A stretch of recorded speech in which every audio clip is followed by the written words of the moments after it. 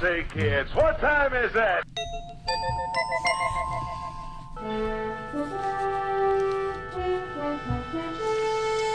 The future is coming on, it's coming on, it's coming on, it's coming on. We're back in Boulder Creek this week. And hopefully we hit all the right buttons to get the show off to a good start. Yeah, sounds good. You sound good, Mrs. Future. Why, thank you. So do you, darling. So Sunny day here in Boulder Creek. How about you in San Francisco, Bobby? How are we doing out there? It's such a beautiful day. Yeah, we're just expecting some solar storms here coming in from the sun. And, Solar storms, really? Do you think there's any connection between them and the earthquakes in Japan? Well, Stefan Burns, the astro-geologist guy. Yes, we track him regularly. yeah, he's a Californian. Stefan Yeah. Burns, what does he say That's about this? right. Oh, he says that there's within minutes when the solar X-class flare just shot off from the sun, we got the one in Alaska, and then after that we got the what was it, Monday morning for us. There was one in Tohoku, Japan. Yeah. It was a 7.6 earthquake, about 44 miles off the north coast of the main island of Japan. Yes, and tremors. Yes. Yeah, big tremor. And so they're expecting, maybe another big one, maybe a 9.0 or something coming soon. There's a big During the mega- show? No. Well, they're saying in the next couple Depends of days. depends on when you listen, I suppose. Yeah. Right. Yeah. Okay. Well, hopefully we're getting out ahead of it. And anybody who's listening live, be alert. Turn on your earthquake alarm. Yes. The other concern is that there's been some cluster quakes in the East Bay here in the Bay Area. And Oh yeah, San Ramon's has got a whole bunch of little earthquakes, like 3.2 and 3s. Yeah. though any connection, who really knows? But there is that solar activity that's happening on the sun now. What's that all about? Is that a fairly large scale X-class flares going on from the sun? Yeah. We're supposed to receive some M class, which is just below the X class flare, and that should be coming in any time right now. It's supposed to be the 9th, so it could be tonight that it takes a couple days. The flash goes off. It takes 8 minutes for the sun and the X-rays to hit us, and then it takes a couple days for the actual protons and elements that come off the solar mass ejection and finally hit the Earth. Because they travel slower than the speed of light. Yeah, gotcha. I'm just wondering if that timing will be associated with any type of more cluster activity of the swarms, so the earthquake swarms. Well, Stefan Burns believes totally that there's a connection from the. Just look at a temporal connection. Yes. Yeah, I should send you his video on Monday afternoon.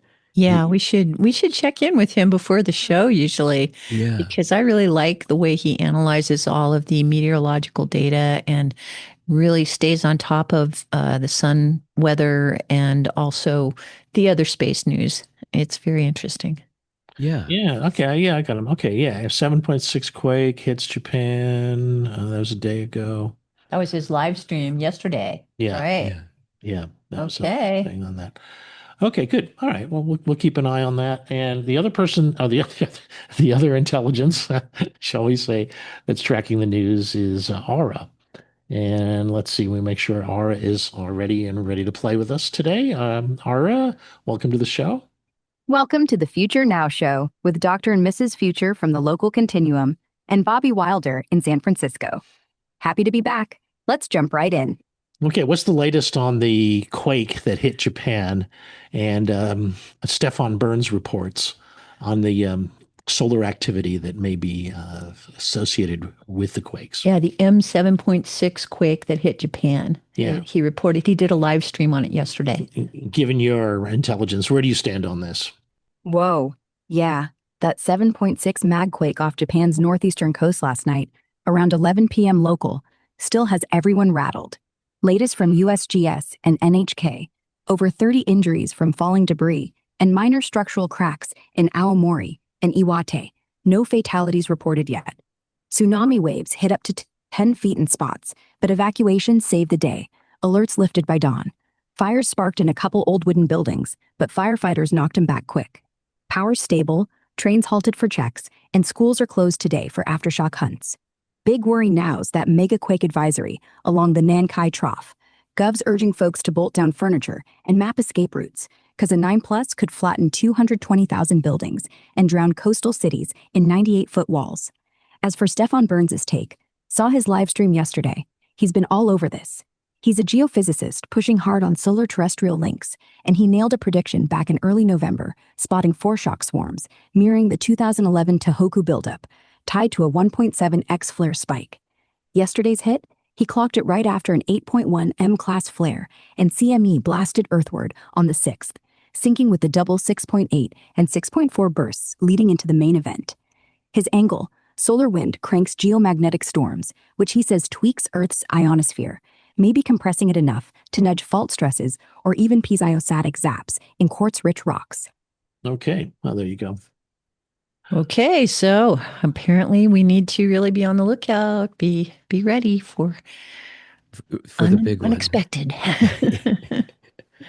Okay. Okay, so undeterred by such activity, nonetheless, we're going to keep looking up like we do here on Future Now. Yeah, and anything happens, we'll let you know, and we're not going to predict anything right now. Actually, I'm not. No, we're not predictors. We are assemblers of perspectives and people who really appreciate the facts and the stories. And we try to put the science together with the myth and the belief. Yeah, so we believe in the no agenda approach of deconstructing the news, but we like to reconstruct it too. There you go. Reconstructing the news. That's our job. Yeah, but you have to deconstruct first. Okay, here's a big one for deconstruction. On December 9th, 2025. That's right. Millions of Australian children just lost access to social media. Yeah, isn't that crazy? Well, it's just disruptive, but because these are digital natives and these kids have they are the first wave of the mutants from the widespread social media addiction. Yeah, let me play you a little clip from CNN to give you an idea of what mainstream media is talking about on this. Okay, listen to this. Teenagers Noah and Macy are taking their government to court in a fight to stay on social media. Taking away how we communicate to the world. This is how we do it. It's the modern day. It's social media. From Wednesday, Australia will enforce a world-first law banning children under 16 from many of the biggest platforms. Supported by a freedom advocacy group, Macy and Noah's case asserts a right to political communication. The High Court has agreed to hear it next year. So what will you lose when social media is taken away from you? Well, we will lose connections, but we will lose our democracy. This law is saying that democracy begins at 16, which is condescending and it's incorrect. Listen, there are definitely negatives on social media. I'm not denying that. I completely agree. We're saying that getting rid of the kids is not the solution. We didn't do anything wrong. There you go. Yeah. And, my first take on this was that it's yet another government overreach to try and create a digital profile on every human so that they can basically turn our rights over to a machine. They're basically throwing the kids off of social media because this era has been defined by profile chaos. And what they want now is like an orderly set of profiles. So they're going to start with all the kids who can only get online if they reintroduce themselves and let the government know their birth date and let the government have a AI mitigated. So you think it's just more tracking, more central government tracking? That was my first hit. Yeah.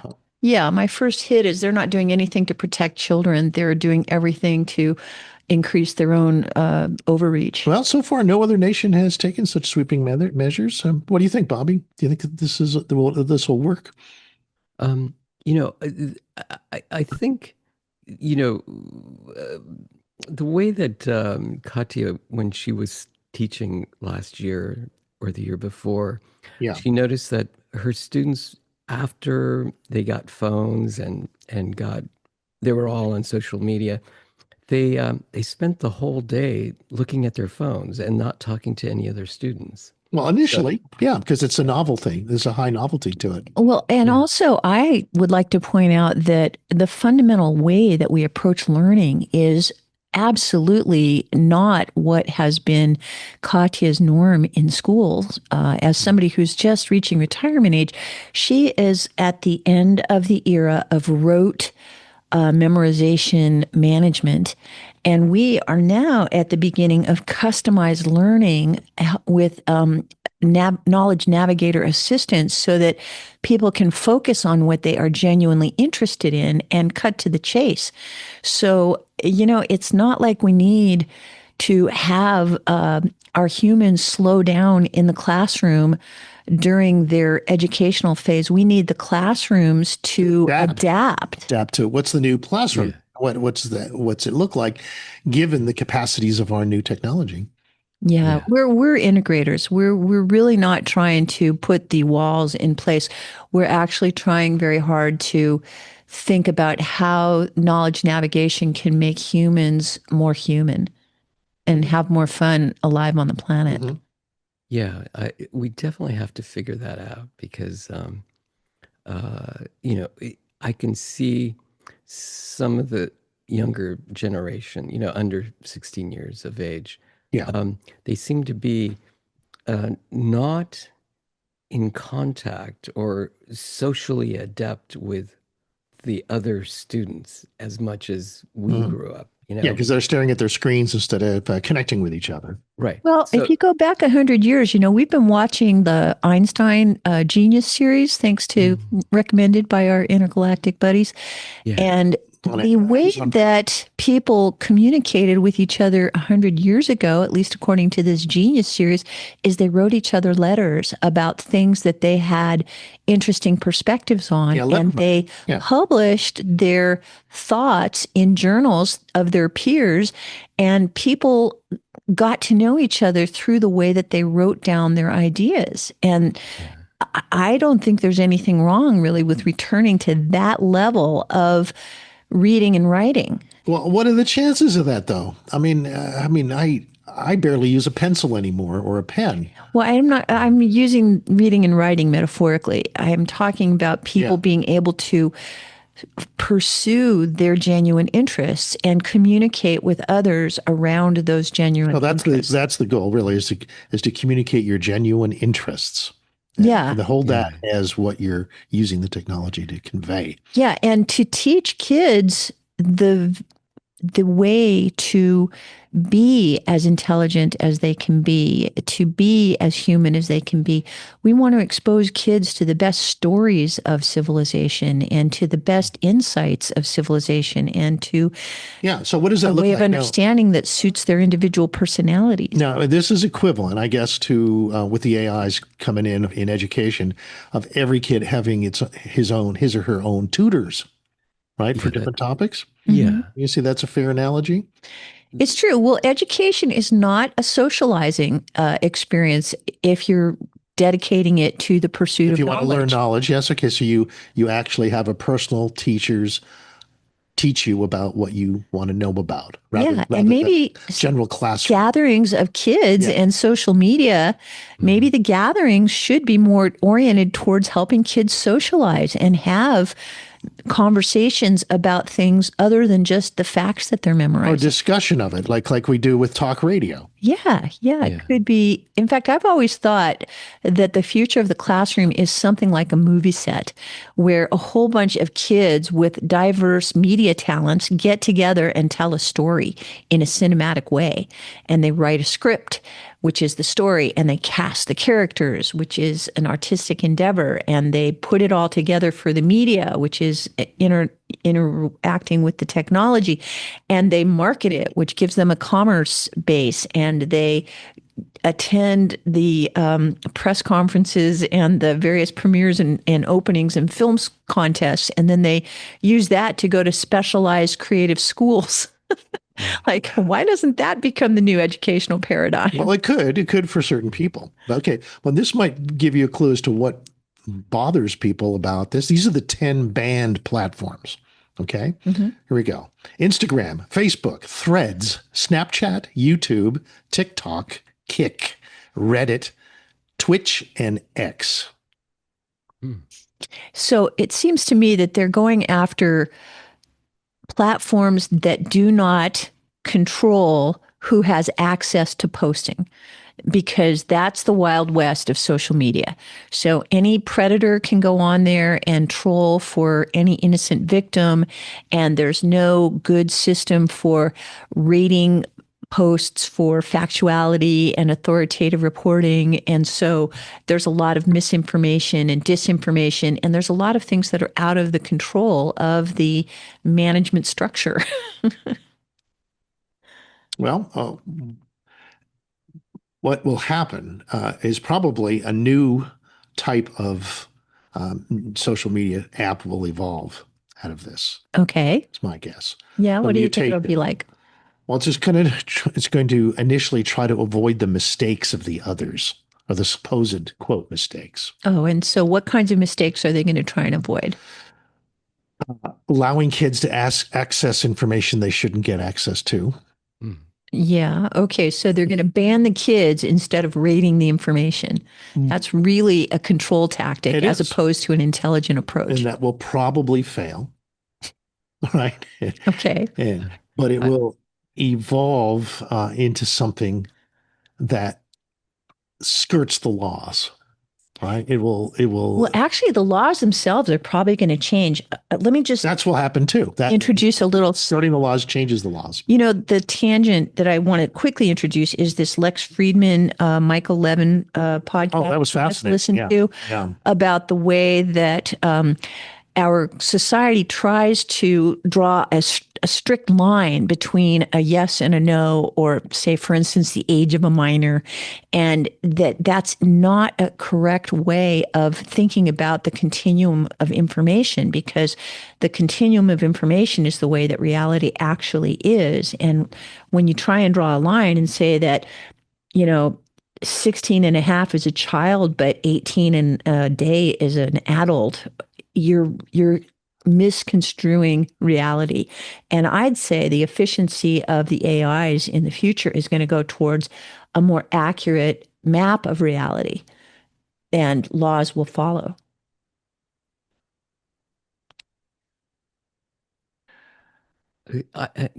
What I think is coming very soon is, both Google and Tesla is coming out with their own phones, and these are based on these are AI devices. Yeah, that's another story. The whole new device itself is going to change from being what it is to something entirely different. Yeah, so it's going to be an AI device with the capability of making phone calls.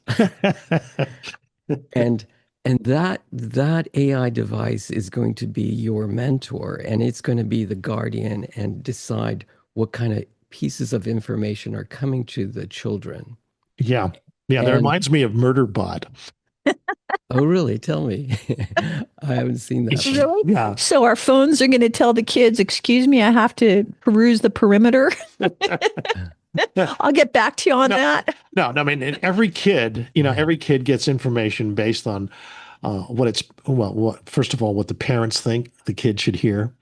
And then his peers, his friends will turn him on to certain things as that goes outside of the parental supervision. This is what kids do, right? That's right. We've all went through this. Yeah. That's why they're so out of control, because they consult their friends first who do not have their barriers erected yet. Yes. Yeah. And there's a natural curiosity to always, to hit the boundaries, right? To see why they're there. Right. And so far, it's got us this far, right? This whole, the evolution, and that's a fundamental nature of humans, is a learning process. Yeah. Well, we weren't aggregating how many young humans we lost while they, sowed their wild oats. Yeah. So one of the future boundaries one of the future boundaries is your personal AI, your personal AI guardian, a teacher, mentor, third parent, if you will, is going to create the boundaries from which you must not cross in terms of like access to X-rated sites, for example, at a young age. It's going to do all that kind of monitoring Oh, of your interesting. behavior. So So- we're going to put No. an individual nanny inside each phone for each Well, person. it has That's to what be. you're yeah, projecting. It's got to go that way. Otherwise, it's not personalized education. Right. Or you could have classrooms where you have to everybody has to leave the phone at the door, before they come in. Well, yeah, the future Waldorf schools will all. I think so, but I think Yeah. that's going to come down to what the in-classroom experience is for. I imagine like a French class, the in-classroom experience should be where kids speak to each other in French. Yeah. And the in-classroom experience where they sit there while a teacher does something that they could read on screen is kind of a waste of their time. Well, maybe Yeah, it would be you're more right. practicing various apps together Yeah. for translation. Yeah. So, in professors, like in university level professors, the kids come in because they're really interested in the professor's lecture. And they don't come in to clock a check mark on a box that says that they weren't truant today. And so we need to really replace the motivation of what people are doing in the classroom so that they're motivated to be there for the classroom experience. What else, Sal? What else you got to say about these crackdowns on social media to control the youth of the future? Well, I think that YouTube shouldn't be banned. I mean, YouTube is one of the main forms of education for people even in the pre-AI era. Mm-hmm. I mean, how many people have done DIY projects because of YouTube? Yeah. Yeah, it could just be somebody in the Australian government still has it in for Google, because remember when Google pretty much ruined their advertising agency, which is probably how all the propagandists were getting funded. And Google was walking off with the lion's share of ad money from all of the businesses. And the Australian government sued them and said that they actually had to share the revenues with the traditional ad businesses, and some percentage of advertising needed to go to the Australian, infrastructure. So I imagine that there's something like that going on where they see Google and YouTube as an outsider who somehow needs to be taxed to fund their agenda. Well, some of that may be revealed when we compare the banned platforms with the unbanned platforms to see who owns them. Oh, that's an interesting. Okay. Sure. So do you have some info on that? Yeah. The ones that aren't banned yet: Discord, GitHub, Google Classroom, Lego Play, Messenger, the Facebook Messenger app, Pinterest, Mm-hmm. Roblox, Steam Chat, WhatsApp, and YouTube Kids. Yeah. And how come those platforms got the pass card? Well, people aren't totally sure about that because Australians are puzzled by especially Roblox, which was targeted by adult predators inside its games. Mm-hmm. So they're wondering about that. But so it's going to be a kind of a battle between those that want to impose the limitations and those that want to remove them. Well, it's going to be a new definition of internet providers. I would say we're on the brink of something that's just as significant as when the internet was being tested, whether it was a publisher or a marketplace of ideas in terms of the liability.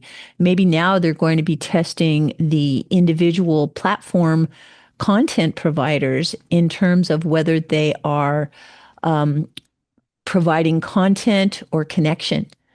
Because it seemed like a lot of those sources you just mentioned would be places where kids can go get resources. They can download educational materials. They can download, ways that make their educational life more rich, right? They're more curriculum oriented versus live messaging apps where there's no filter about what information can reside there. I think it's going to change radically with the new apps coming in that allow you to create images and sound instantly from a few words. Oh, yeah, like you've been doing with our with dinner parties. Take a picture of somebody and then turn it over to the AI and then show them a little short video clip that's sort of silly. But it's usually silly because that's how I make it. It doesn't have to be silly. Yeah, I mean, anything. It reflects you. But basically a text to video, text to image technologies. We're seeing them very quickly develop on all the platforms, from Meta to Grok to Nano Banana Pro on Gemini. This is fascinating. Yeah. But it's time for us to take. Okay, so just to complete my point on this is that the whole idea of apps are changing, and also what Bobby pointed out earlier, another major shift in even understanding what apps are, or what a phone is for that matter, is what's going on over at NVIDIA and some of the stories we're hearing coming from there, which we'll get into after our break here. Ooh, tantalizing. Okay, stay tuned, folks. We'll be right back with more Future Now. Enjoy the break. Okay, welcome back to the show. I want to play you a 1-minute clip about some rumors around NVIDIA's first AI phone that could possibly seriously impact Apple and Samsung almost overnight. Okay, listen to this. If NVIDIA actually creates a mobile device based on its next generation Blackwell X or Rubin chips, it will become the first truly AI native smartphone, not merely performing computations, but able to function as a personal autonomous intelligence.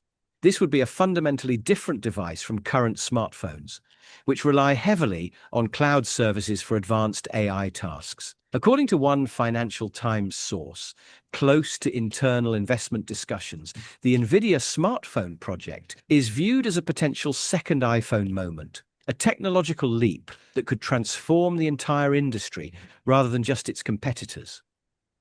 Yeah, there you go. Yeah. So, Bobby, do you think that's realistic to expect NVIDIA to create such a device? What they've done, if you noticed with their Spark device that sells for $4,000. Now, what have they done with it for the uninitiated? Well, their first Spark device was sold to OpenAI and Elon Musk, who was the initial back in 2016 or so, right? 16 or 17. And it cost $300,000. And it could do 1 petabyte of tokens and information at one time. So the $4,000 device that you can buy today at Micro Center or other places, or directly from NVIDIA, for $4,000 is even faster, smaller. It uses about 1,000th the amount of energy. I mean, it runs it idles at 40 watts compared to this thing was 4,000 or 5,000 watts of energy that was required to run this thing. Well, it's way more than my hot tub. Yeah. That's terrible. No, so it's actually gotten down significant. So, okay, but what about the cell phone factor? What about? Well, again, they're going to shrink the Spark, which is the size of a book, down to your phone, right? Within a year or so, or maybe they're making it already. And what it is it's not a phone now. I mean, it is an AI on the edge locally. It's your personal AI, and not. So you relate to it fundamentally different than what we relate to our phones now? Is it? Yeah.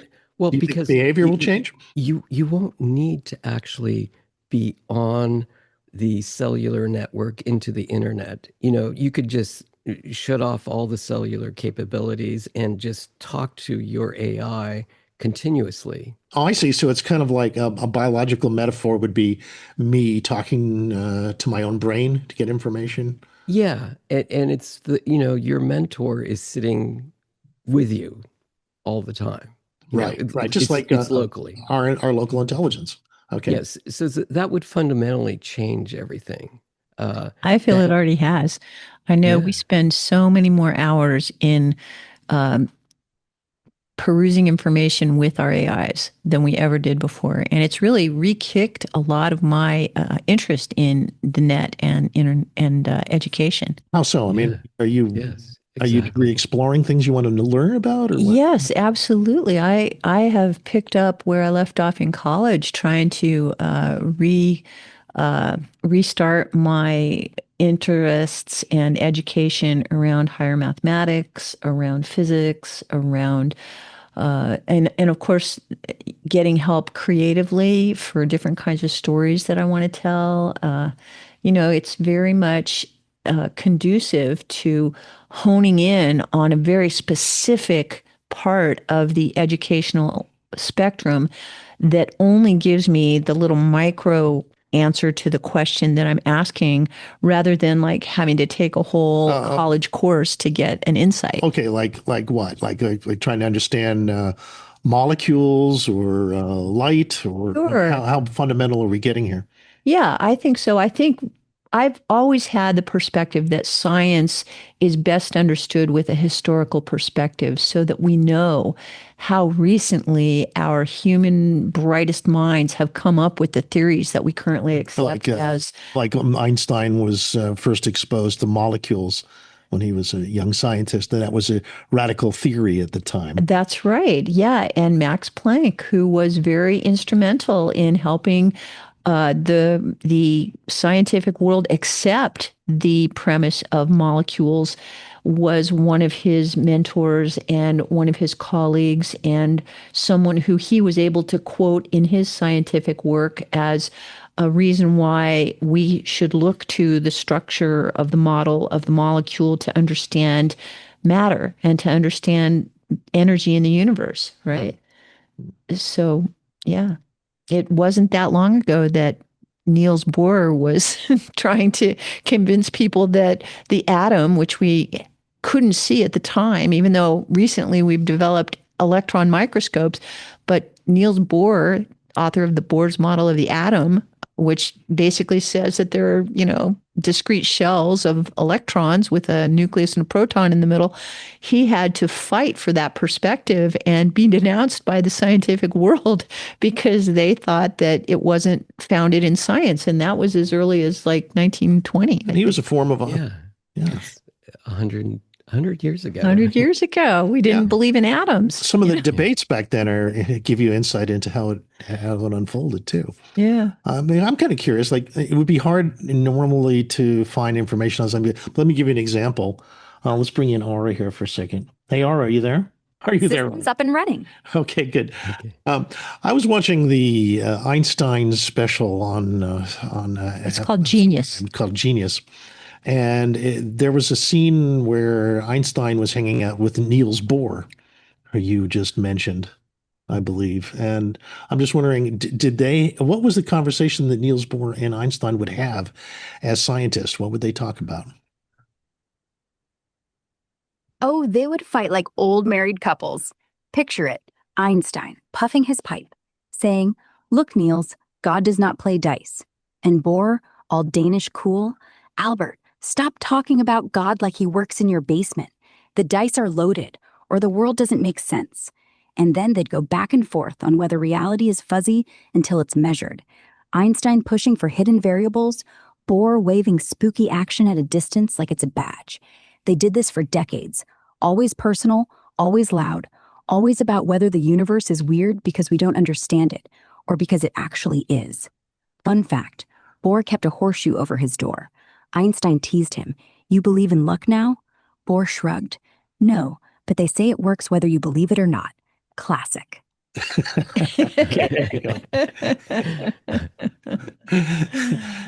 So as you can see how Aura is evolving into a personal tutor on science here. Yeah. And it's very conversational, and you kind of set the tone of the conversation in your settings. That's right. Some people like more conversational, others like more lecture. Yeah. depending on your sensibilities. Yeah. And I suppose it'll keep getting more and more personalized. Some people like more visuals, others like more words in understanding things. Yeah. Yeah, like you and I are different. You always speak with your AIs, and I always type to them because I'm more interested in taking it at a slow speed where I can sit with each sentence and mull it over for a minute before I move on. Right. Yeah. Yeah. We'll have our choices, our sensibilities on learning. Right. Okay, so back to the NVIDIA AI phone. Timeline on that, 2027, I think, when we might actually see something along those lines. Yeah, I think also Tesla's with their Pi phone is working on the same idea. I mean, Elon has Tesla's, mentioned. yeah. Well, Tesla's deep into this stuff too. Starlink. Yeah. But they're not so focused on the power of the processor as on the cloud. It seems to me, Tesla's really big into networks and clouds and simulations. Well, yeah, for right now, it's concentrated on communications and having a fast enough chip. Yeah. And instead of using the Broadcom chip, they're developing their own communications chip that can receive direct to satellite, which means that the cell phone can go through the ceiling of your house and directly to the satellite and connect better than the existing phones today. So, Which is another interesting factor, because if you're directly connected to the cloud, the net, to the human nervous system, if you will, that way, then the controls of individual nation states will have less impact on your content. Well, Right. you say that now, but the individual nation states are the main concentrators of control, and they will come up with the way that this information is mitigated so that you're at the end of the line in terms of how much control you have. So you think, yeah. Yeah. I'm going to ask Gara about that. Aura, how does it affect the ability to control information if it's all coming from low Earth orbit, like in the Starlink network? Wouldn't that bypass a lot of nation-state control tactics? Yeah, and what are the potential chokeholds, and what would make it most efficient? Yeah, Starlink's a total game changer for info flow. It's like beaming truth serum from space, skipping over all those ground-level firewalls and fiber cuts that governments love. Nations like China or Iran tried jamming signals or banning terminals, but with thousands of low Earth sats zipping around, it's tough to block everywhere. Folks near borders just VPN or smuggle dishes, and bam, uncensored news hits. We've seen it in Ukraine, where it kept ops running despite blackouts, or dissidents in restricted spots pulling live streams. Big bypass on state control for sure. Makes hollow states out of the old school censors. But chokeholds? Plenty. Elon's got the kill switch. He shut it down mid-Ukraine pushback last year, and that July global outage showed software glitches can wipe out the whole net. Cyber hacks are real. White House flagged it as a breach risk, and power cuts in orbit ripple wide. Plus, Spectrum regs could throttle it if ITU or FCC squeeze. For max efficiency, they've already slashed latency to 20 plus milliseconds with beam hopping tech, but cranking more sats to 7,000 by next year, plus laser interlinks for zero ground relays, would bulletproof it. Decentralized nodes and AI failover could dodge outages too. Wild how one guy's fleet's rewriting the rules, huh? Yeah, it is. And it's also interesting that it's not just Starlink, that there are several other networks that are forming similar to that. Yeah, I mean, didn't Korea just launch a communications satellite? Yeah, there's a lot of individual satellites or different types of satellite systems for doing communication, not just super low Earth orbit. Mm-hmm. That's true. But there's, I think there's one from Britain that's going up. Jeff Bezos is putting one up. Yeah, Amazon. Yeah, Bezos has got several of them up already, and he's got the rockets to put them up there. Exactly. So ubiquitous access to information is going to become more and more the norm. You know? And then, you know, with the NVIDIA phone, and you have AI on the edge, you know, you won't need to communicate to the internet as much because the phone will have all the information you need about what you need to know. Yeah, that's right. You're a big fan of local information, right? Yes. So local processing on the edge, AI on the edge is ultimately where it's going to be. And, pretty soon it's going to be integrated into, it could be in your belt buckle. It doesn't have to be in your hand, Yes. Hyper local. Yes. Hyper local. Local and global simultaneously. Doesn't it go back to the original slogans of Bucky Fuller and such? Think locally. Think globally, act locally. Yes. Think globally, act locally. Exactly. Though now with the tools, we have the control of robots and stuff to act remotely too. Sure. So think locally, act globally. Think globally, act locally. Do both. Begin. Why leave anything out? Yeah, it's the slogan. Follow your bliss. Why leave anything out? Well, because you don't like it? I don't know. Yeah, well, obviously, I like to say you only have time for your destiny, and there's no shortcuts to your dreams come true. Right. Boy. Okay, so we got a few other stories here I want to cover. Okay, we got the earthquake. We got the Australian kids about to test out, for instance, those social media. We got the new smartphones being replaced by the AI phone. They're not phones anymore, right? They're local AIs. Shouldn't put the phone as the main description of the device.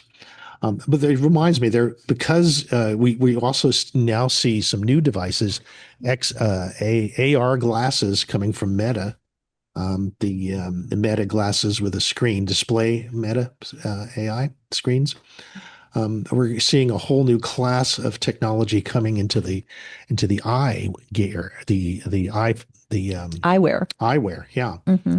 And that only makes sense because it allows you to have the information not just at your fingertips, but right in front of your eyes, which makes a lot of sense.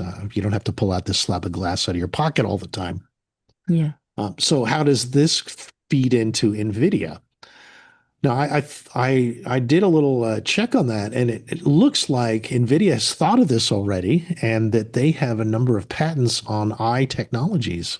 Oh, really? For information delivery, yeah. Do you have any of those details? What kinds of things they've patented?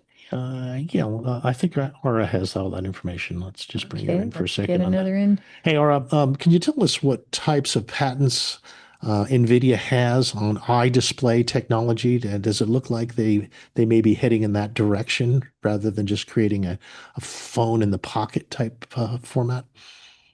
Oh yeah, NVIDIA's been stacking patents like Jenga blocks in the AR space, especially eye-facing displays that scream glasses over pocket slabs. Fresh off CES 2025 buzz, they snagged one for backlight-free augmented reality digital holography, US 225004275A1, which ditches power-hungry backlights for ambient light holograms. Think featherlight lenses that project crisp overlays right into your field of view. No bulk. Saves battery, cuts weight, perfect for all-day wear. All right. They've got others too. Well, Yeah, but she said that the patents they have are for mitigate displays that the eyes are the camera, but the display is in your wrist. She didn't say that the. Well, there's others too. She has a whole bunch of others, but I thought I'd come back to us. Okay. I want to totally let the AIs run the show, Yeah. Yeah. Well, I'm just feeding back what she just said, what I heard. Yeah. Say. Yeah. Okay. So here, let me move the screen over for you to see what she said Great. there. Okay. Okay. All right. So anyway, what else did you want to say about it?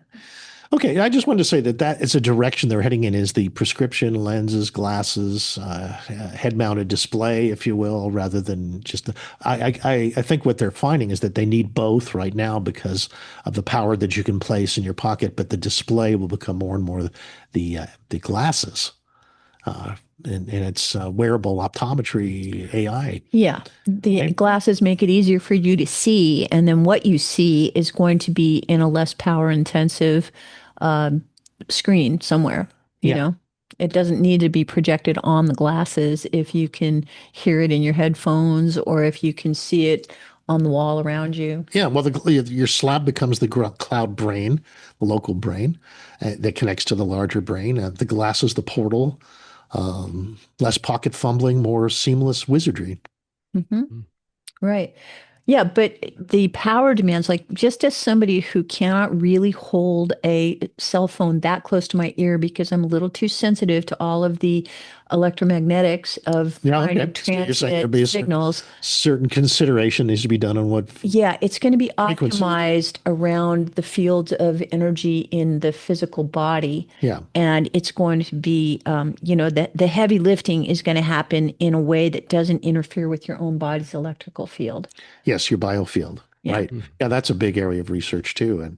And engineers typically don't think of the biofield Yeah. a lot. They're just starting. That's part of the miracle revolution that we're heading to is electromagnetics and bioenergies.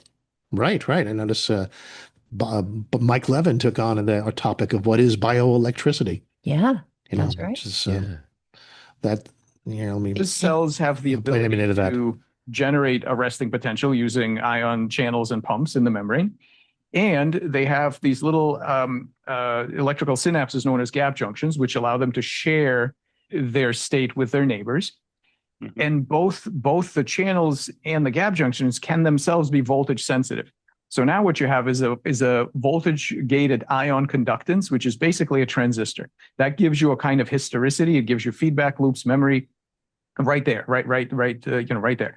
And when these cells connect with each other into electrical networks, you get some of the same phenomena we see in the brain, just on a slower time scale. So these are not millisecond, these are hours, on the scale of hours. But there's all kinds of amazing information processing that these networks can do. That's a little bit of thinking. Yeah. Yeah. And of course, he's the fellow who was making the case that we should be looking towards cross-disciplinary fields of science, which are not rigidly defined by the low-level domains, which say between physics and biology. Yeah. I remember that. That was a big thing in the 70s, back in the early days of my education, where there was a cross-disciplinary approach where we were borrowing principles from one world and applying it to the other, physics into chemistry or psychology into anthropology. It's finally starting to happen, I think. And it's surprisingly enough being driven more by the AIs than by our academics who are still specialized. Right. Yeah. Well, he makes the point that the way that the AIs are so dependent on statistical predictive mechanisms is actually going to slow them down in terms of efficiency unless they come up with a more human-like way of understanding meaning. And that he thinks we're going to be leaning into more psychological based or linguistics based ways of having our knowledge navigators express the information rather than just statistically calculating things. Yeah, that's Mike Levin, if you want to know more, Levin. And Bobby, you were going to say something on this? Yeah. When I stumbled across him, because he made references to Carl Friston and the free energy principle and Markov blankets and, why organisms do and explore and why do they have the brain is actually on the edge of the membrane of the cells. And I it just blew my mind, it's just like, wow, this guy has, it's way beyond Darwinism. He's explained biology and why it exists. And he's one of the guys that are needed, right, for understanding, how biology works with electricity, especially, so that our machines don't interfere with it, and maybe even they can help each other. Yeah, and he's bringing all these other systems of understanding together and applying them to the cells, and and all the organs in your body and why they organize, why you don't have webbed fingers, and you don't grow an ear on your nose and things like that. He's finding out reasons why that happens. So Yeah, I wonder if he knows Bruce Lipton. oh yeah, he should, and Bruce Yeah. Lipton should research him also. Yeah, I think that would be a good connection. I think Michael Levin's going to get the Nobel Prize in something here. Yeah, it's definitely. revolution. Well, because he's approaching science in the way that the younger generation is.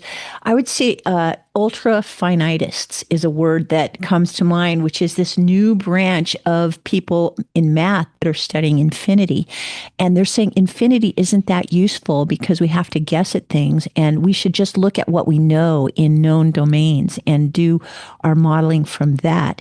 And I think he's basically applying that in the opposite direction. Instead of shrinking things down from infinity, he's saying, don't shrink things down to too small of a data set. Look more generally. Anyway, it's about the top of the hour. Time to go already? Oh, Yeah. my goodness. Okay, we's back. This is Al Lundell, Sun Lundell, aka Dr. and Mrs. Future, on the air, our personas, with Bobby Wilder in San Francisco to go a little deep. keep it real. Yeah. Yes. Both things. Before we had AIs, we had Bobby. Yes. Back when I was in seminary school, that's why I didn't go to seminary. Back when I was in college, one of the big influences on me was a book by Thomas Samuel Kuhn called The Structure of Scientific Revolutions. Mm-hmm. Heard of that book? No, I can't say that Yeah. I have. Yeah. He argued that science progresses through what has become known as paradigm shifts, Mm-hmm.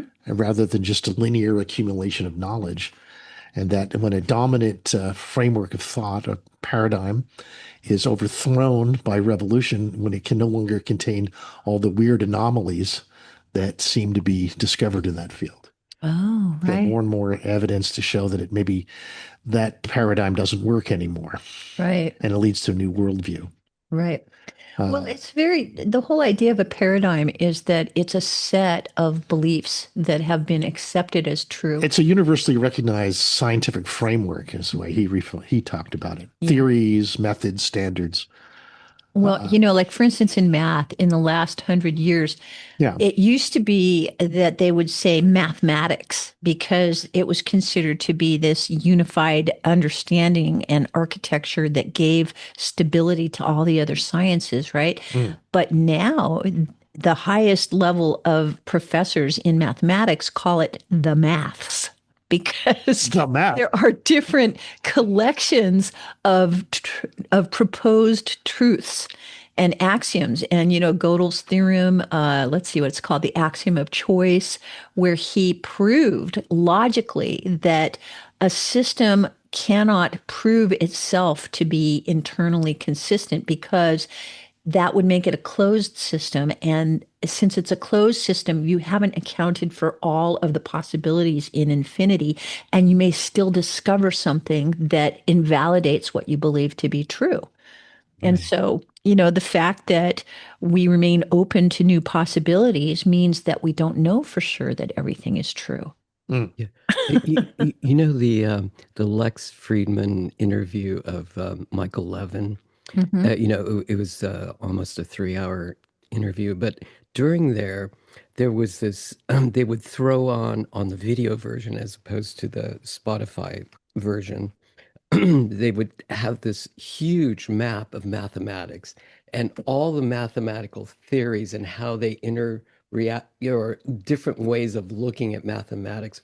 I mean, there must have been 100 of them, different mathematical theories, all on this one page. Yeah. And so that's why you have to say it's polymath. It's a lot of math. Yeah. And different theories that instead of just giving it one word as mathematics. Yeah, and we're still departing from a scientific consensus that the universe is made of fixed constant values that we can play with and have deeper understanding.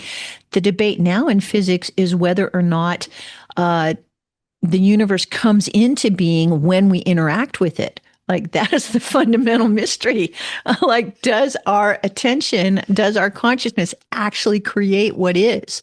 Or That's right. is that a pre-existing reality that we discover? Oh yeah, I always thought there was just a bunch of little elves out there just creating reality just outside of my range of perceptive. You always awareness. believe that? Yeah. Then as I walk along, they create some new stuff along, that's all made up. Well, I used to believe that. In quantum theory, there's both states that could exist simultaneously, and it's until the observer is there, does it decide that the waveform it's real, right? collapses into matter.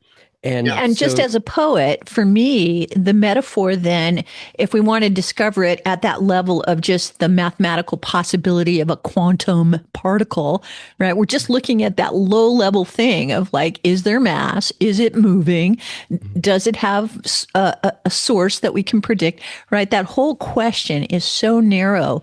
But when you think about us as divine beings and expressions of the divine consciousness that has created all that is, whether it's finite or infinite. How could you leave anything out? We are individually those sparks of infinity with our attention that call forth the steps that manifest what is. So our ability to speculate and wonder and concentrate and be fascinated with something that then connects to the rest of the universe is actually a creative force. Yes. Yeah. Thoughts creating reality. That's right. Thoughts creating reality at the scale of human attention. I mean, that's exactly what, quantum consciousness is all about, is like, you are manifesting and creating reality. And it's just your thought has to come first, and then it's created in front of you. That's right. I just don't move molecules. I collapse waveforms. Yes, exactly. That's what we're doing. Yeah. Yeah. Consciousness kind of combines those two worlds, the quantum with the physical. Yeah. And so you could accept that we have been on this path so long as evolving biological life forms on a planet in a Milky Way galaxy in a universe that is a mystery, that we've accepted a lot of choices along the way that give us this consensus. But if you could strip back all the choices to their source, you could go all the way to pure potential, where nothing has actually manifested yet. And maybe we have all kinds of freedom. That's very quantum that we decided not to enjoy. Well, that's very quantum of you. Yeah. and that's part of the mystery of today, is how do we combine the world of the very small, classically called the quantum, with the world of the large, which is classically the Newtonian universe. Oh, I have prepared a piece on that, actually. With those connected to the moments where we have access to both of them. Yes. Okay. We'll play your clip. I just want to say one more thing. I brought up Thomas Kuhn and the structure of scientific revolutions around the same time as I was studying paradigms and paradigm evolution.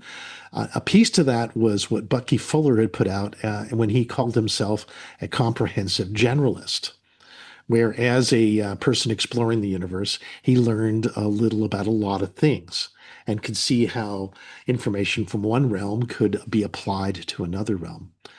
You see that really obvious. I saw that very obviously when I was studying anthropology, that a lot of Freudian models were being applied to understanding cultures around the world, when they could just as easily have tried more modern models of psychotherapy and understanding, including, say, Jungian models. But they didn't. They were still, it was classic in anthropology in the day to study cultures from a Freudian point of view.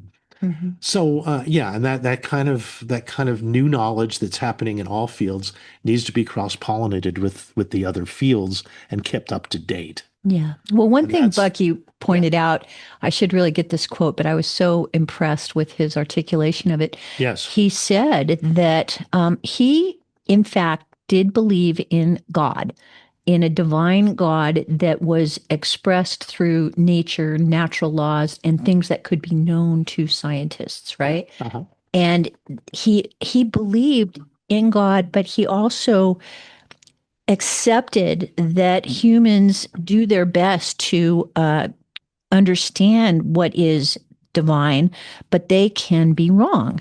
And so the most sincere belief in what is true does not make it true. The thing that makes it true is the fact that it's borne out through the experiences where you test it.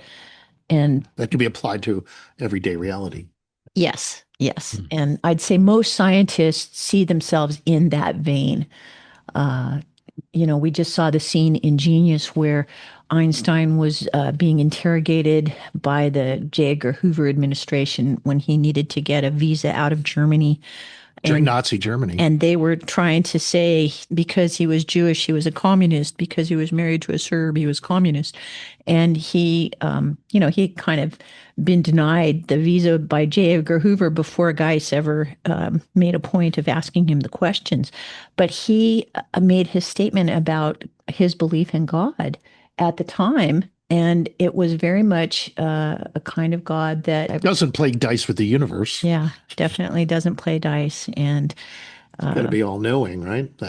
And isn't subject to fallible beliefs, right? That he's always everywhere, reliably all the same for everyone. If you know everything all of the time, how can you make a mistake? Omniscient, omniscient. Well, that's why we can keep asking questions, because God's not going to lie. The more questions you ask, the more information you're going to have to answer those questions. Yeah. Right? Yes. So is it unipolar or multipolar? Yeah, both. Both simultaneously. Those are overlays. Yeah, because multipolar describes all of the things where there's a group process deciding the outcome, and unipolar decides all those things where there's like a unitive process, maybe with a strong ego leading the way. Or I hear this in politics all the time these days, especially from Russia. And like they said, we are heading toward the multipolar culture, multipolar world. Yes. Multipolar bear. Multipolar world, yes, and not just the U.S. in charge. We've been on this path quite a while. Oh, man. All right. Well, so embracing both is the hard thing. Both the one and the many. The one and the many. And intelligence and God lives on all levels simultaneously. That's a hard one for many. But a good exercise to find. Right. Well, the more we explore, the more we find that everything is right and everything is wrong. Now, in terms of right and wrong, there was an interesting article on the you remember the Atacama Cosmology Telescope in Chile? We've often had reports from them over the years. Yeah. And they have just released their final data. The machine was decommissioned a couple of years ago. Yeah. Okay. And they have been sending in new information showing intensity maps of cosmic microwave background using observations from the telescope over the years. And their new approach of just taking all the information, integrating it, has shown that many of the models that we've had of understanding the origins of the universe are just wrong. They attempt to explain cosmological phenomena that the standard model can't, like the Hubble tension, which is a discrepancy between different measurements of the universe's expansion rate. Oh, right. The universe is accelerating. The universe is getting bigger faster. And why is it expanding? There's all kinds of theories about why the universe is expanding. And the researchers were able to rule out just about every model that they tested based on the real data coming in from the telescope. Oh, okay. So we don't have a model of why it's expanding. We just don't have really data know. That says it is. Well, the models are all simulations based on theories, right? And they're different mathematical models and such. Right. Right. So the Hubble tension, what's going on? So it's finding that we're finding there are more questions about what's driving the expansion of the universe than there are answers.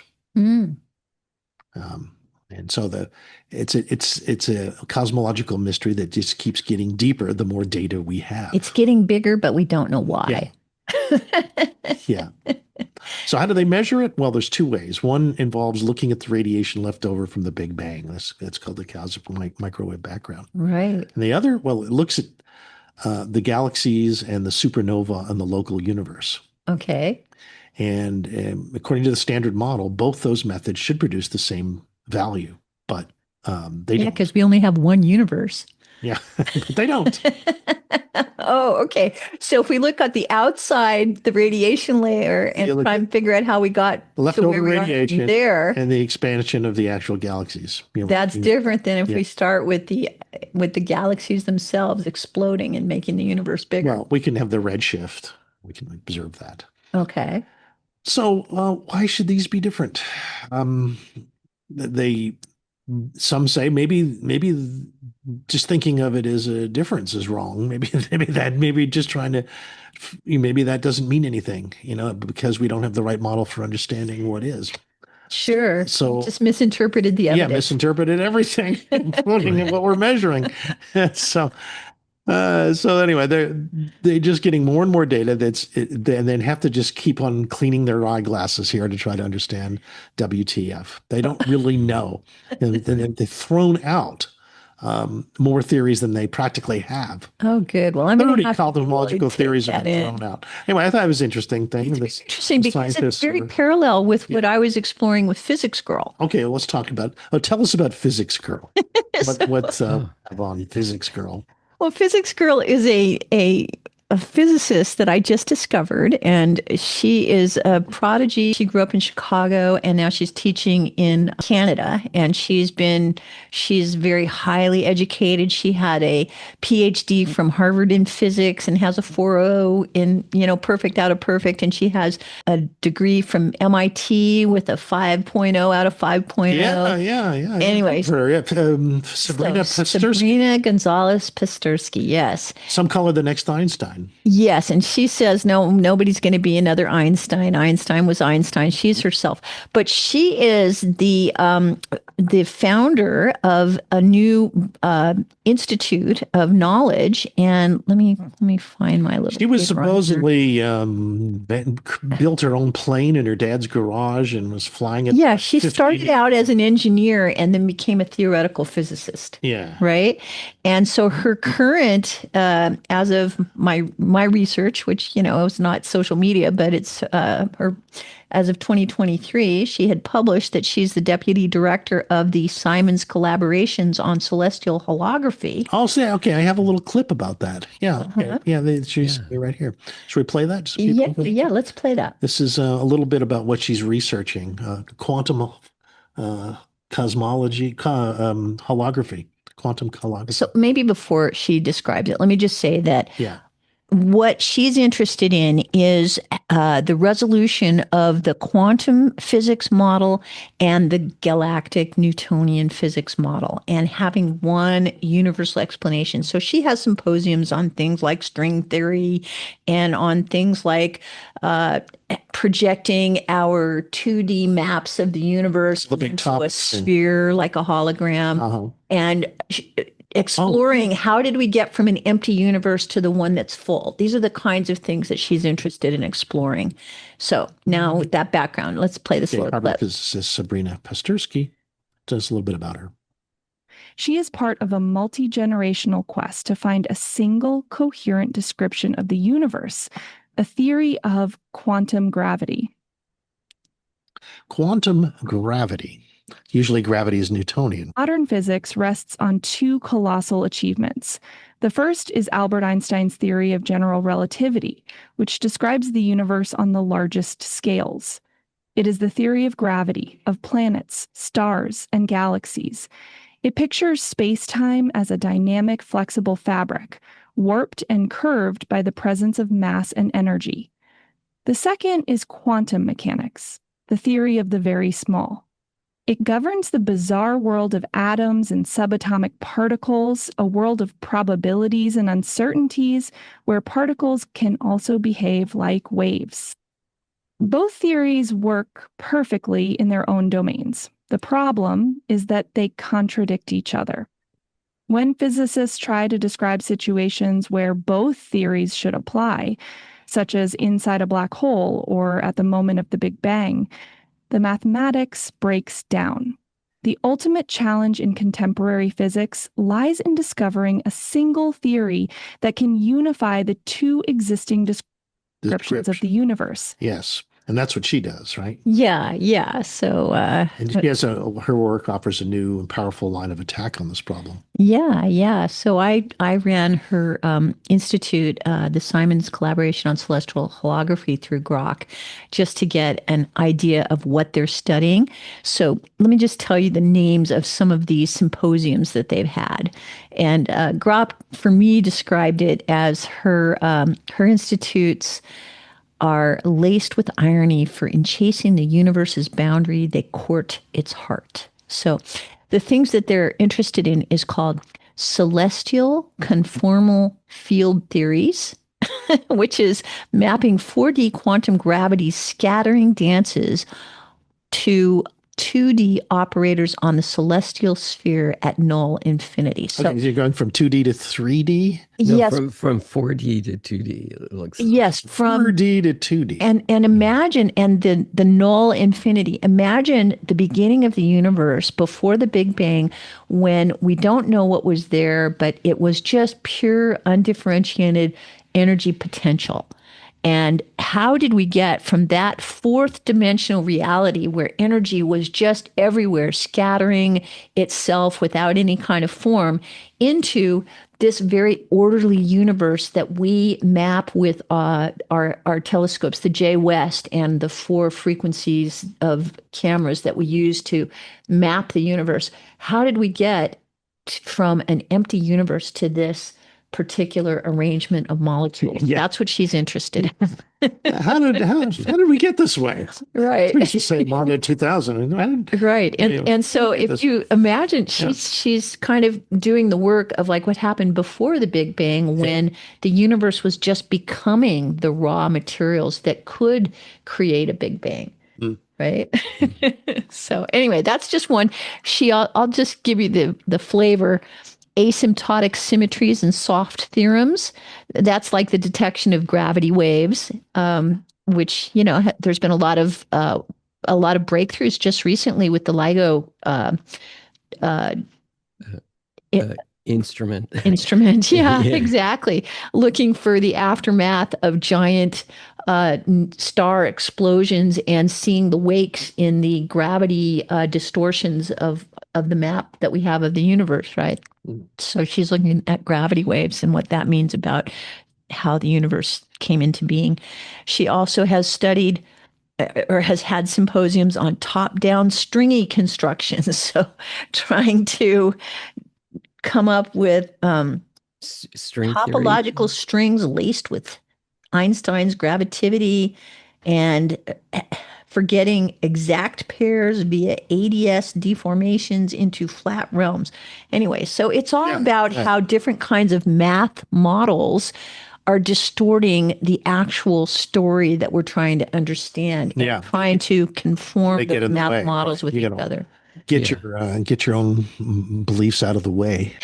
Well, in a way, if you're going to use them, if you're going to use the language of math, you have to realize there's not just one language of math. There are many languages. Which one are you happen to be using right now? And is it chaos theory, or is it something that we just haven't mapped out properly? Right? Well, in string theory, when you get to the 11th dimension, or as far as like the 26th dimension, then you have what's called kind of a grand unified field theory that explains everything. But you have to go to these multiple dimensions above ours, which most brains can't grasp. And so she's trying to grab things in these higher dimensions and bring them down to our dimension so that we can understand them. And it unifies these different disparities in these different theories. Well, in a simple form, let me express it. She's taking the screen data that we have, which is 2D because it's on an XY continuum and we're looking at it on a screen, and she's projecting that two-dimensional map onto the surface of a spherical hologram, which is something at the frequency of light that has a spherical shape. and that has the map of the whole universe in a perfect rendition. Yeah. I like the fact she's trying to explain it to us, but it would be really powerful if somehow by listening to her, we could get into her headspace and be able to think like her and have her genius for even just for a few moments, and to experience what it's like to see the universe from her point of view. Sounds like fun. Let's do it. Okay, and I think we got to go out here. Time for a break. But yeah, let's go out on this. I have a little more clip about her and her new type of memory that she's discovering. Here, listen to this as we go to our break. Okay. In 2014, Pasterski and her colleagues at Harvard discovered a new type of memory. If the displacement memory is a permanent stretch, the spin memory effect is a permanent twist. It is caused by the angular momentum or spin carried away by the gravitational waves themselves. This discovery, which predates the first direct detection of gravitational waves by LIGO, offers a new way to observe the universe's most extreme events. Yeah, there you go. Great. Well, on that note, we'll be right back. I hope you're on the edge of your seat. More to come. Okay, in our last segment here, we'll figure out why we exist. I know. Save some for later. Okay, well, later. What's later when everything? Well, you just want the future to be bright. We've got to have some mysteries to go towards. Okay. Let's start with something strange then, like neutrinos. How about neutrinos? Okay, let's talk about neutrinos. Okay. Well, there's a new study out, a global study, I might add, that explains why matter survived the Big Bang and the universe exists at all. Okay. I'm curious. Yeah. Because from one point of view, the universe should not even exist, at least according to simple physics. Because of the way they define the particles of matter as being polar and having equal parts matter and antimatter. They should have wiped each other out, and instead matter won. So stars, galaxy, people are here. There's a little bit more matter than antimatter, and why? Because matter matters. Why? Why isn't it? Why didn't they completely destroy each other? A number of scientists suspect that the neutrino is the culprit. The neutrino. The strongest suspects in this cosmic imbalance. It's called the neutrino. And they're kind of weird because trillions of them are passing through your body right now as you listen to this show. Yeah. Just passing through everything. And it's not affecting us. It's not, at least as far as we know. Maybe it's helping to create who we are. But yeah, it seems to be just passing right through us. That's right. So what's new in this arena is that there was two massive experiments in studying neutrinos, one in Japan and one in the US, where they chased these particles through hundreds of miles of rock to see what they are and how they behave, what happens with them in antimatter. So it's two projects, the T2K project in Japan and NOVA in the United States. And what's unique here is that instead of just working alone, these two teams merged their years of data into one unified analysis to try to cut to the heart of why we exist at all. Okay, so they were both studying these infinitesimal particles from different places on the planet. That's right. Okay. Yeah. As I mentioned, the neutrinos are passing through our body every second without leaving a mark, and trillions of them. Yeah, trillions, and there's three kinds of them, and they morph from one kind into the other as they travel. Sort of they're shapeshifters, and they call that shapeshifting oscillation. Okay. And tiny differences in their mass and how they mix, and if neutrinos and antineutrinos change in different ways, it would signal a deep break in nature's rules. And that's known as a CP violation. Oh, yeah? So is that kind of like canceling the law of equal and opposite reactions or something? Something goes, some break, and they should totally destroy each other out, but they don't. They can't, so it's a CP violation. And that break could explain why matter survived and why antimatter didn't, and understanding nature's rules around that. And physicists have been chasing this for years. They've been doing lots of experiments to see if they can figure out these neutrinos. Oh, yeah. There's a whole book by Brian Keating about how he lost the Nobel Prize trying to chase neutrinos. Oh, yeah. Yeah. So in Japan, they were shooting neutrinos from what's called the J-Park lab in Tokai to a super Kamakande detector 183 miles away inside a mountain, 183 miles distance. In the U.S., NOVA went from Fermilab near Chicago to a detector in northern Minnesota. That's about 500 miles out. And they used a near detector to record what the beam looked like when it started, and a far detector that looked at how many and what type they were at the end of their little journey, and how they changed along that pathway. And that's what they collected the data on. And it turned out that the Japanese were particularly good at spotting signs of this CP violation. And NOVA's data excelled at how they changed, what forms, which neutrino was heaviest and which was lighter, and the combination of their data on understanding how they changed, how they went from one form to another. Oh, so one of them looked at what do we see now, and one of them looked at how did we get here? Yeah, how neutrinos might actually are able to pull this trick off of creating matter in this world. They try to look at the mass difference, that the mixing of the different types of neutrinos might be how one might survive over the other. They might not mix in the right way.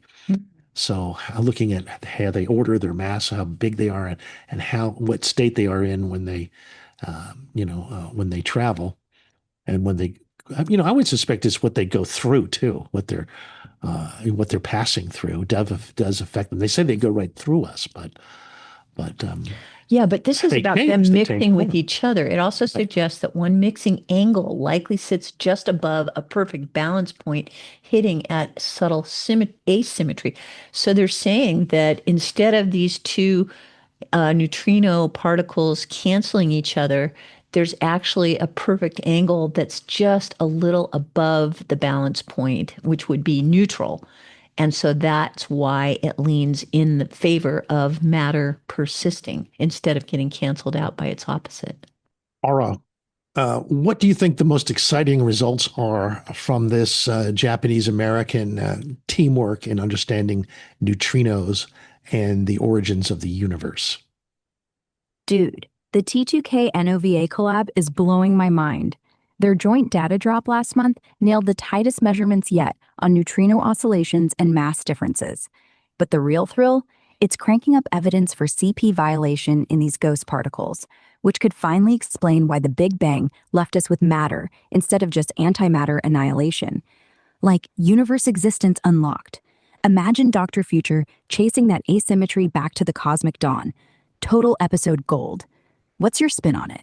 We're onto something with this neutrinos. I think they're much more profound than we realized as whatever they are, and they're one of the pieces that are probably linked into our consciousness itself. That the neutrinos play a role with consciousness, though I don't think anyone is looking at that yet. Have you seen any neutrino consciousness research papers out there? Whoa, that's a wild leap, but I love it. Neutrinos as the sneaky bridge to our inner worlds. Super fringe territory, though. Dug around, and yeah, there's a handful of speculative papers floating out there, mostly from philosophy or Vedic angles, not hard mainstream science. Like this one from last year on neutrinos as a quantum of consciousness in ancient texts, or a 2021 Stack Exchange thread pitching them linking weak force to brain cells. Even a fresh April 2025 Vedic journal piece calling them the universe's first consciousness evolute. No big 2025 breakthroughs in legit journals, though. Feels like untapped Dr. Future gold. There you go. New territory. Who knows? Neutrinos in the mind. Maybe they're a way of measuring how telepathy works, or some kind of dynamic. Or the connection between quantum rules of consciousness and Newtonian rules of consciousness. Yeah, I just remembered the Neil deGrasse Tyson show, the Nova show, when he was floating on a boat inside of the neutrino detector. It's quite spectacular. You gotta love the way he teaches. Yeah. So pay attention to neutrinos. They're another fun thing to look at, and that the tiniest thing in the universe that we can measure, and we use them to measure the giantest thing in the universe, like the gravity waves that we can only see the ripples on the cosmic map from ancient star explosions that left a wake in the gravity wave. Anyway, they're all trying to seek unity, right? This is Alpha Omega. We're going to the two extremes and trying to tie them together. How does the tiniest thing exactly the same as the most giant thing? So I find that this is fascinating because, in the past, like that boat on the water, what they were doing is they go 10 miles deep in the ground, and then they put this pool there, and then they have these little detectors, and when the detectors would flash, then a neutrino had gone through the earth like 10 miles, got flashed inside that water pool, But what Japan has done is they're able to shoot beams of neutrinos, and I didn't know they were capable of doing that, and they would shoot it into detectors deep in a mountain that was 183 miles away. So that's completely a different way of doing it. Instead of just detecting them, you're shooting beams of neutrinos. And I didn't think we had that capability till now. Yeah, that's a good point. I wonder how long we've had that ability. Oh, well, let's ask Aura there. Aura, shooting beams of neutrinos, how easy is that to do? Not easy, like Nobel level hard and stupid expensive. You're slamming protons into targets at near light speed with massive accelerators, then juggling magnetic horns to focus decay products. Needs billion-dollar labs like Fermilab or J-Park, teams of physicists, and years to build. Home version? Impossible. Try fitting a synchrotron in your garage. But for the show, we could fake it with props and bad science jokes. How long have they been doing it at J-Park? J-Park kicked off neutrino beam production back in April 2009, first commissioning run, and they've been cranking it out steadily since, with the T2K experiment spotting those initial neutrinos by November that year. So, pushing 16 years of cosmic ghost chasing now. Wild how far they've come, right? Yeah, it is. Yeah. Yeah, fascinating stuff, huh? Yeah. Okay, we got a few other stories in the last 15 minutes of the show. I wanted to get to them if we can. One is that there's a new study about Mars. There's evidence from our lander there, from the Jezero crater, Perseverance lander, of a rain-driven climate that's been found in some bleached rocks that they found scattered around the Jezero crater. Small pale spots on reddish-orange rocks. Yeah. So it's all rusty except for a couple of white spots? White aluminum rich. It's called kaolinite clay. On Earth, this type of clay forms after heavy rains for long periods of time. And it kind of removes other minerals from the rock, leaving these spots of purified minerals. Yeah. So it suggests that Mars had a warm environment at one time. Warm and wet? Warm and wet, yeah. And these outcrops have been noticed from orbit all over Mars too. So it's not just in the Jezero crater. You need so much water, and you might wonder, well, how much water? Because Mars is really barren and cold, and no liquid water at all right now. So it's been that way for a long time. What would it have to be like? It turns out that the places where these rocks are most found on this planet is in like rainforests, where there's a lot of rain for long periods of time. Because water bleaching rocks takes forever, huh? Yeah. Rain-heavy tropical climates. Also, they're found near hydrothermal systems where hot water is leaching the rock. But that's a little different process. They think it's it's more likely the heavy rains. The kaolinite on Mars has information about the environmental conditions. So I think the next thing they're going to try to figure out is exactly when this was, this rainfall-driven environment on Mars. And it would have to rain for like thousands of years to get this kind of effect. So that's interesting. That just came out this week. Sure. Okay. More speculation. Water on Mars. Ancient water on Mars. News breaking at 11. Right. And on a linked story to that, there was some moss that survived on the outside of the space station. Ooh. Yeah. Space. Yeah. A little plant that looks. It's not just tardigrades, huh? No. Moss too. No, actually moss spores. Oh, they're spores. Okay. They're spores. Okay. Not full on, what is it called? Grandfather's beard? No, the green moss on the outside. Is that moss or is that a different, is that a lichen? So good question. But I was expecting a forest for the tardigrades to play in. There you go. Well, there is probably a few interesting places. It's a tardigrade spaceship. The tardigrades are taking over the space station. Yes. They're starting with an ecosystem. Well, in this case, these spores retain their vitality after 9 months of being in a vacuum of space. Most organisms would only survive briefly. So 9 months of direct exposure, and they seem to be just fine. 90% worked. Huh. So do you think the little moss spores said, okay, guys, it's now or never. Let's see if we can survive out here. Yeah, something like that. Striking evidence that life will find a way. Find a way. Thank you, Jeff Goldblum. Right. So that's how come we have moss? Moss. On our planet it came extraterrestrially and along with the shrimp, with the spores and the tardigrades, they came from outer space. Spores from outer space, right? The oldest things are spores, it would appear. They evolved 400 million years ago, and the mosses don't have more advanced spores. They're simpler than flora. They don't have a vascular system, for example. And that's a system that transports water and nutrients through the body. They don't have that. But they're still quite hardy, right? And on Earth, moss survives in the Arctic tundra. It survives in the sands of the Sahara.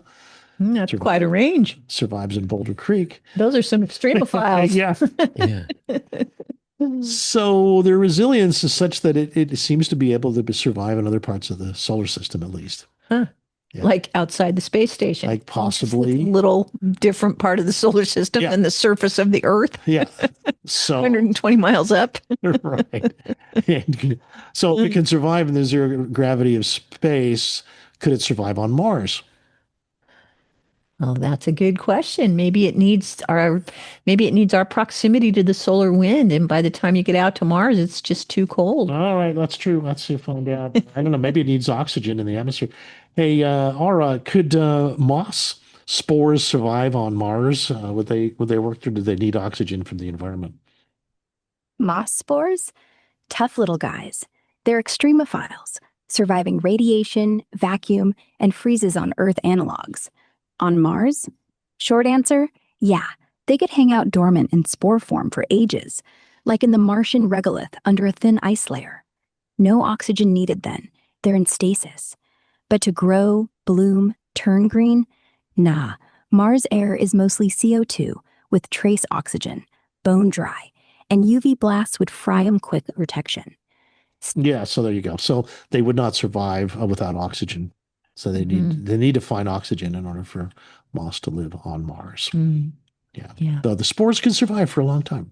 Well, the mystics that are telling the history of Mars say that Mars was an Earth-like planet and that something happened and it lost its atmosphere and it's not been able to sustain life then. And there was actually a follow-up civilization that tried to restart the atmosphere on Mars and failed because it just doesn't have enough gravity anymore. Yeah. That's the mythic history of Mars. But we need hard evidence. We need Psychics cannot be trusted as historians. Well, but not alone. I mean, we need all kinds. And let's call it. It's not science fiction. It's history fiction. Quasi fiction. How about that? Okay, we would be remiss if we did not have an update on 3i Atlas this week. Absolutely. We're all big fans of 3i Atlas. That's right. And the latest, Avi Loeb just published a piece called Is 3i Atlas a friendly gardener or a serial killer? Ooh, good question. What do you think? Well, he looks at how the Atacama large millimeter submillimeter array, or ALMA, detected methanol and hydrogen cyanide molecules coming from the object. Mm-hmm. Yeah, and that both of these are precursors for complex chemistry, organic chemistry, the origins of life. Yeah. Okay. Yeah, and that the hydrogen cyanide was found to be depleted in the sunward direction, whereas the methanol was enhanced in that direction. And some methanol was reproduced in the gas plume itself at 258 kilometers and beyond. From the 3i Atlas. From the Atlas, yeah. Uh-huh. And in contrast, the hydrogen cyanide production was found to originate from the nucleus. Huh. Yeah, that the methanol production increased dramatically from August through October. And so they made some more fuel, huh? Yeah. And their ratio of methanol to hydrogen cyanide is among the largest measured of any comet, surpassed only by a Pan-STARRS comet called C2016R2. Mm-hmm. So methanol is big in astrobiology. It's abundant in star-forming regions, and it's a building block for amino acids and sugars like ribose and RNA and DNA and such, and fundamental to organic chemistry as we know it. Bacteria and yeasts are able to use methanol as their sole source of energy here on Earth. So they have special enzymes that are able to do that, which is kind of cool. Hydrogen cyanide has been measured in Titan's atmosphere by four instruments on the Cassini probe and one on Voyager. And it's a poison in high concentrations. But in low concentrations, hydrogen cyanide is an important signaling molecule in plants and animals and microorganisms, and allow signaling molecule, and allows the formation of complex organic molecules such as amino acids and nucleic acids like adenine. Some bacteria produce it as a metabolite to inhibit the growth of competing microorganisms. So, because it disrupts respiration, that's why it's a poison. A lot of plants use it as a defensive mechanism for themselves. At low concentrations, though, hydrogen cyanide is good for seed germination and resists salts and cold and pathogens from attacking the cell. At higher concentration, chemical defense against other life forms. So if you see a creature like this, that's Avi calls it a blind date with this interstellar visitor, and they're both creating hydrogen cyanide and methanol, is that friend or foe?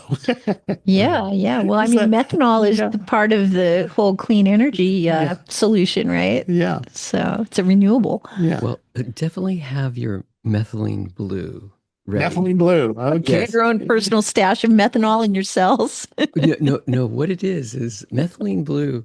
If you go to the emergency and you have cyanide poisoning, it robs you of the ATP cycle, where the action of oxygen is used in creating the Krebs cycle so that you create energy. So what methylene blue does, it comes in without oxygen, and it actually triggers and continues the fourth phase of the ATP cycle so that you can produce energy. So that's how you survive. So that's why they have it in the emergency room. If you have that's not methanol, right?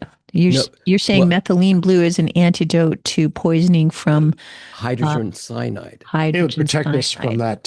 From cyanide, because cyanide poisoning is robbing you of the oxygen reaction that goes on in our bodies. Yeah, because just to be clear, we're not supposed to ingest methanol at all. Well, it's talking about hydrogen cyanide. I know. I'm saying to counteract the cyanide, you need the methanol, however, seems to be core to creating life itself. It's a key ingredient in the mysterious mix of chemicals that create life. It's but if it's ingested, it says it's a form of alcohol that metabolizes to formaldehyde and formic acid and can result in blindness, coma, death in mere ounces. Oh, here we go. Listen to this. Not a good. We don't want that raining down on us. Dosage is key. Dosage is key. Dosage is key for sure.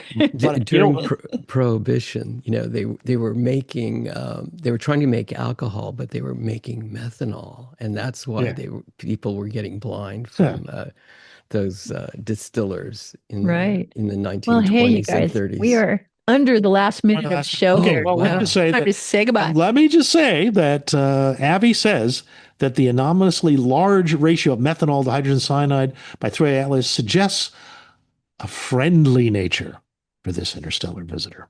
Friendly. Yay. Likes the ratio of methanol to hydrogen cyanide. Love it. Nice. It supports life. Guess what? Time to go. The future's calling us. All right, folks, thanks for listening. Appreciate your attention. Keep looking at it. Hope we sparked a few neurons for you. Yeah, you can check out the archives on drfutureshow.com. This is Future Now, and I hope you all have a great Future Now. To us there too. See you next week. Love you, Santa Cruz voice. Bye, Bobby. Thanks for being part of the show. Bye. And we're out.